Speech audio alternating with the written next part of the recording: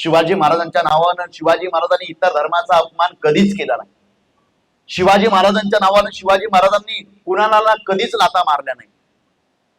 आमचे गांधी म्हणायचे की रघुपती राजो राजाराम पतित पावन सीताराम ईश्वर अल्लाह तेरो नाम सबको सम्मती दे भगवान। कारण शिवाजी महाराजांचे वकील काझी हैदर आहे। शिवाजी महाराजांनी या देशातले इंडियन नेव्हीचे जनक जर कोण असतील तर छत्रपती शिवाजी महाराज आहे। आणि त्या इंडियन नेव्हीचे जनक शिवाजी महाराज आहेत। आरमार उभा केलेला आहे महाराजांनी समुद्रामध्ये।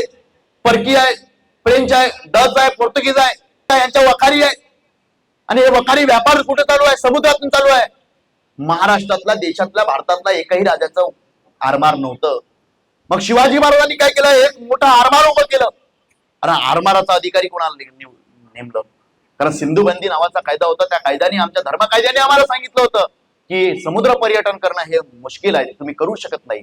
मग दर्या सारंग दौलत खान नावाचे मुसलमान अधिकारी शिवाजी महाराजांनी आरमारासाठी उभे केले होते, शत्रूंवर मात करण्यासाठी। शिवाजी महाराजांचे 13 बॉडीगार्ड हे जातीने मुसलमान होते। हाही इतिहास आपल्याला कधी समजून घेता आला पाहिजे। नुसतं शिवाजी महाराजांची जयंती आली की मग मस्जिद समोर गुलवाल उधळत जायचं आणि एका समाजाला टार्गेट करायचं, हे चुकीची गोष्ट आहे।